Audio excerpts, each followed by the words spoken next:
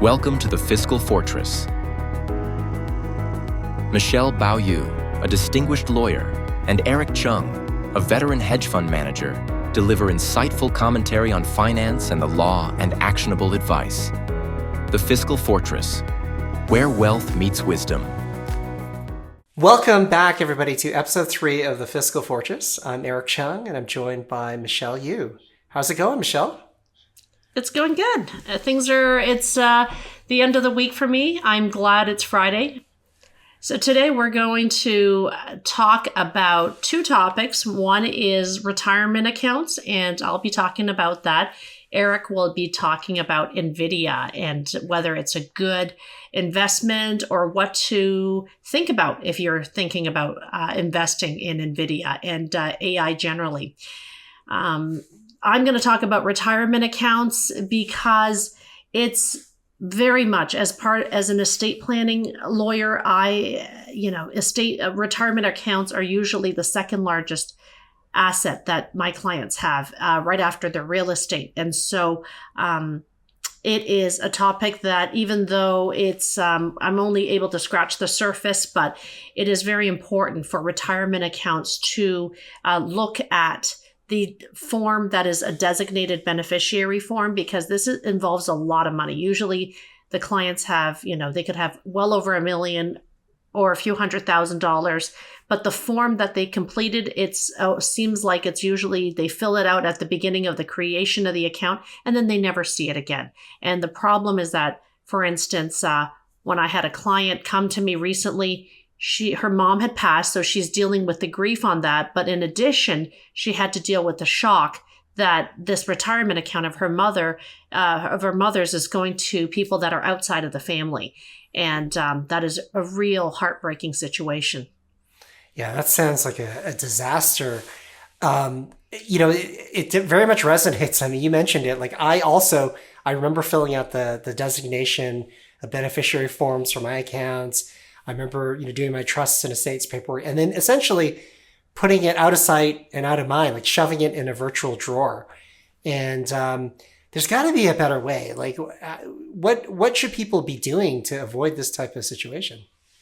Well, it's really important to have a really trusted relationship with a professional, somebody who's going to ask these questions, because oftentimes we're so busy that we don't remember these types of things. And until there's the day that the financial institutions will make these forms more transparent and easy to access, it really is on the client's onus to just look at that form again and make sure that their family members, the children they had after they created the account, are the actual beneficiaries of the money. Yeah, it's so true. I mean, certainly I use Fidelity, and every year I get a notice about contributing to my IRA account, but I've never seen them send out a notice about updating the beneficiary form. And that seems like a no-brainer. Like you should absolutely do that. That's a good point. Mm-hmm. So, Eric, can you tell us a little bit about the very exciting company, Nvidia? It's hard to not have heard of that company. I regret that I don't currently hold anything in there. I did, but sold it too early, unfortunately. Is it too late to go back in? It's a great question. Nvidia, it's a storied company that's been around for a very long time. I remember first hearing about Nvidia when I was playing video games as a young person. And if you wanted a really good video game experience, you'd have to buy either an ATI or a Nvidia graphics card. ATI, coincidentally, is from our hometown. We're both from Toronto, Canada. It's a local company that got bought by Nvidia. And it's a company that has been doing amazing things. I don't think it's too late to invest in Nvidia. The company has been able to, find applications for its chips across various industries. AI is the latest, but people may recall that after video games, a lot of people were using the Nvidia graphical processing units for mining crypto, more recently for autonomous vehicles and now AI. So this product is a world-class product. They're the best in the world at what they do. Also, I think we're pretty early in the AI boom. That said, I think there are a couple of things to worry about, and you should be cautious about.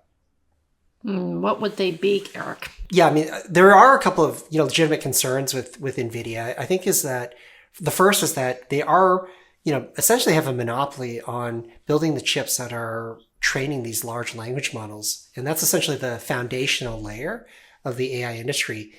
But you do have to watch it closely because we don't know at what point that once the foundation is built, maybe the demand for these chips will wane. That's a possibility.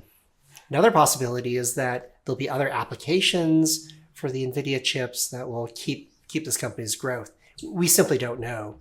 I think another thing that's worth mentioning is that right now there's a lot of hype around AI, and companies such as Meta and Nvidia, are priced very expensively by traditional metrics. So it's not unlike buying EV companies when EVs were really hot, or buying, crypto companies when crypto was really hot.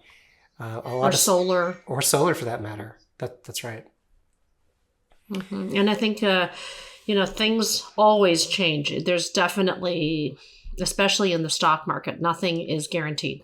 So it's absolutely, it's a good point. About. Yeah. I mean, we talk about companies that, we think companies will stay forever, but I want to point out a couple of companies that in the past were great companies and now are not considered, the top tier companies in the world. Like one is General Electric, another one would be IBM at one point, or BlackBerry. And I want to, just bring up another controversial example. Like right now, Apple, there's, people are observing that the pace of innovation at that company is slowing. They canceled their EV program. There are concerns, and we won't know for another few years, but there are concerns about whether they could go the way of HP, which again is another storied Silicon Valley company that at one point had cornered the market on their product class. So yeah, nothing lasts forever, and there is good reason to be cautious. Mm-hmm. And to also know that not everything AI, not every small company in AI is going to succeed too. It's a good point. On that note, right now, if you're a public company investor, now, there are some smaller AI companies. What's really interesting is that right now, it's the mega tech companies that are most hyped about AI. So it's companies like Meta, Nvidia, Microsoft. But that's different than before. And I wonder, it's worth just saying this out loud.